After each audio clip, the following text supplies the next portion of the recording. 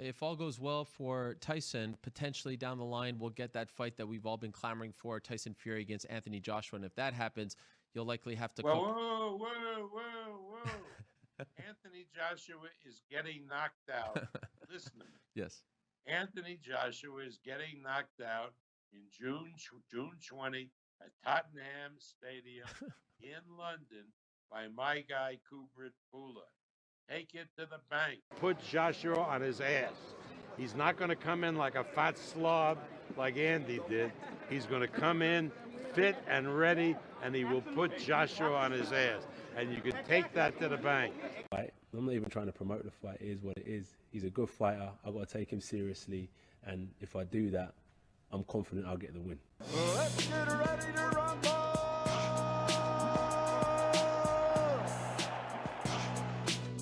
Yo guys, what's up? It's your boy Sway J back again with another video here today. Make sure you subscribe to this channel. Click that subscribe button right here, right now, okay?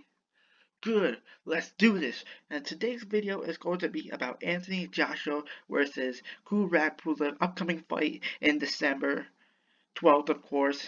And, you know, this is going to be a very, very important fight for Anthony Joshua and Kubrat Pulev because this is for 4 heavyweight belts: the IBO, the WBA, the IBF, and the WBO. So without further ado, let's get into the fight and let's break this down. So, you know, breaking down both fighters together, we have to break out the chart. And hopefully you guys appreciate my animations for this video. But first and foremost, let's compare the ages of the two fighters right here. So Anthony Joshua is a younger fighter, 31 years old, probably in the prime of his career at this point. But Kubrat Pulev, 39 years old and still fighting for the belts. You know, and that's honestly kind of old, to be quite honest, because normally, you know, people's primes are 30 to 33 years old and quickly goes downhill from there. So the age is different. I definitely believe it's going to be important for this fight, mainly on Pulev's end, because, you know, he's pretty much 40 at this point. He's turning 40 next year in March.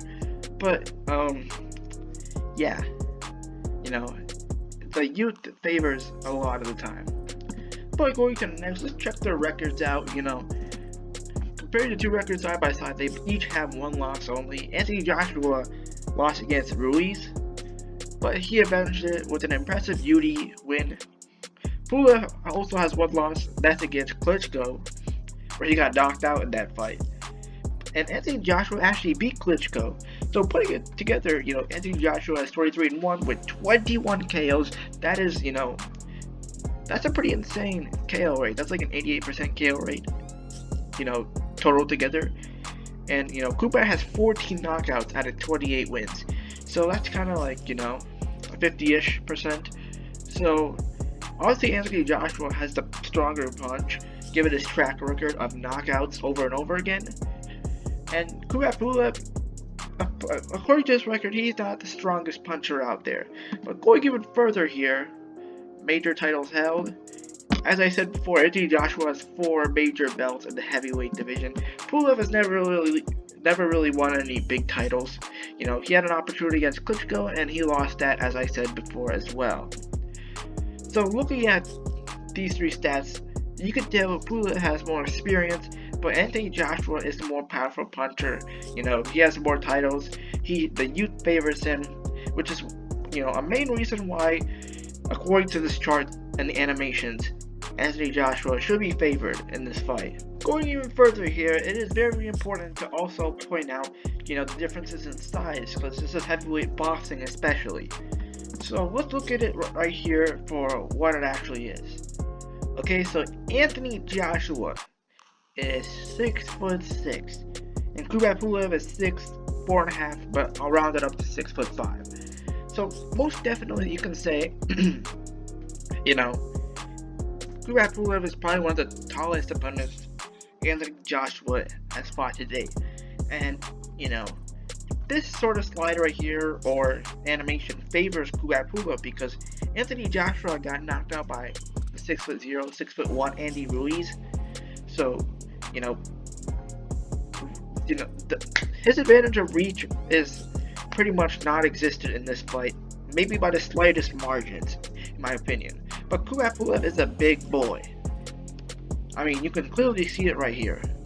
Now let's sort of break down both these opponents' last 5 fights. So let's start with Anthony Joshua right here. So the last 5 opponents. So he beat Carlos Takam by TKO. Carlos Takam, decent fighter, but nothing elite. And going even further here, he beat Joseph Parker, another decent, pretty good fighter who, you know, has the potential to be a title contender. He won by unanimous decision, going all 12 rounds. And then after that, he TKO'd Alexander Povetkin and absolutely dominated that fight as well. And then, you know, continuing along that round, he would face his first ever career defeat against Andy Ruiz by TKO. He got a concussion and he was not able to continue after being knocked down several times. So he ended up losing his titles like that, but he regained it by defeating Andy Ruiz dominantly, winning every round, you know, and as you can see, winning the fight by unanimous decision. So let's look at this holistically right here. The 2 names that stick out to me is Alexander Povetkin, who absolutely knocked out Dillian White, as you probably all saw, and, you know, from clips a while ago. And, you know, alright, let's do the same here for Kubrat Pulev, last 5 opponents.